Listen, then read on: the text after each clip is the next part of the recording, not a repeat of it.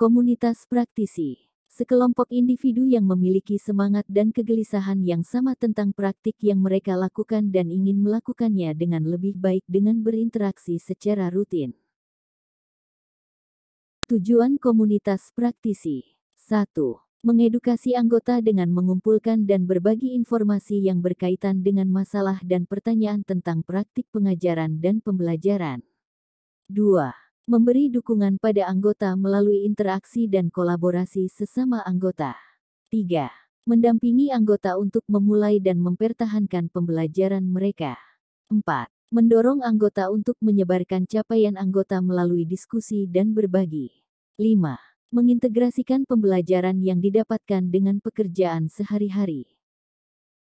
Karakteristik komunitas praktisi. Tidak semua komunitas dapat dikategorikan sebagai komunitas, namun ada karakteristik yang membedakan komunitas praktisi dengan komunitas lain, yaitu 1.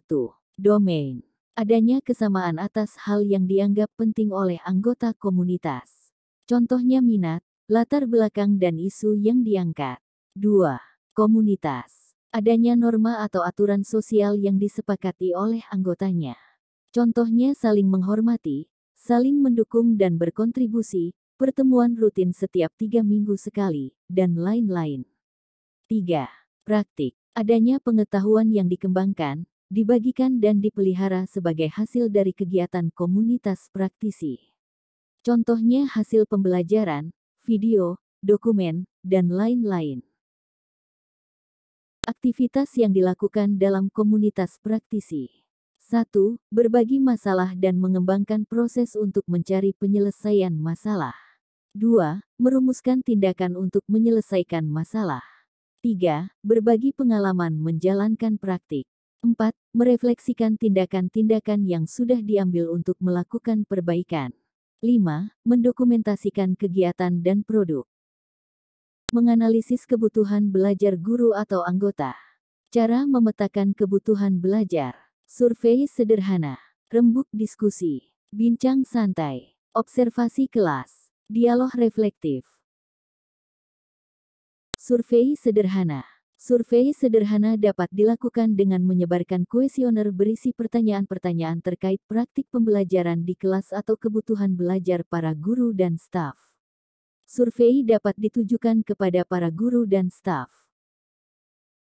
Bincang santai. Kepala sekolah atau pengawas sekolah dapat menganalisis kebutuhan belajar rekan guru dan staf melalui bincang-bincang santai di berbagai kesempatan seperti saat istirahat di ruang guru atau sepulang sekolah. Bincang santai dengan beberapa guru dan staf dapat menggali informasi yang lebih dalam terkait masalah sehari-hari rekan guru terkait pembelajaran.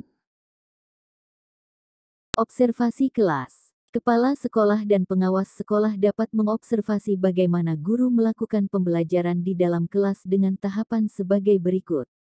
1. Mendapat persetujuan dari guru yang akan diobservasi. 2. Siapkan jadwal untuk observasi. 3. Siapkan instrumen observasi yang meliputi perencanaan pembelajaran, proses pembelajaran dan penilaian pembelajaran. 4. Berikan umpan balik dari hasil observasi kepada guru yang diobservasi dan refleksikan bersama hasil observasi tersebut. 5. Berdasarkan hasil observasi guru akan terhimpun persoalan dan tantangan yang dihadapi untuk menjadi fokus isu yang dicari solusinya bersama. Dialog reflektif. Refleksi adalah tanggapan secara mendalam dan kritis seseorang atas pengalamannya sendiri. Melalui proses itu orang berusaha semakin memahami arti atau makna dan konsekuensi dari pengalamannya itu sehingga mampu memilih tindakan yang cocok untuk pengembangan dirinya. Proses refleksi dapat digambarkan seperti berikut. Diawali dengan mengingat kembali perilaku, gagasan, perasaan. Diolah dengan melakukan refleksi dengan menghadirkan kembali pengalaman yang sudah dilakukan dan mengevaluasi kembali pengalaman. Menghasilkan perspektif baru pengalaman diri, perubahan sikap dan perilaku, kesiapan untuk penerapan atau melakukan aksi atau komitmen untuk bertindak. Dalam bagan di atas tampak bahwa proses refleksi pada intinya meliputi 3 tahap kegiatan, yaitu A. Tahap menghadirkan kembali pengalaman. B. Tahap mengelola perasaan. C. Tahap mengevaluasi kembali pengalaman.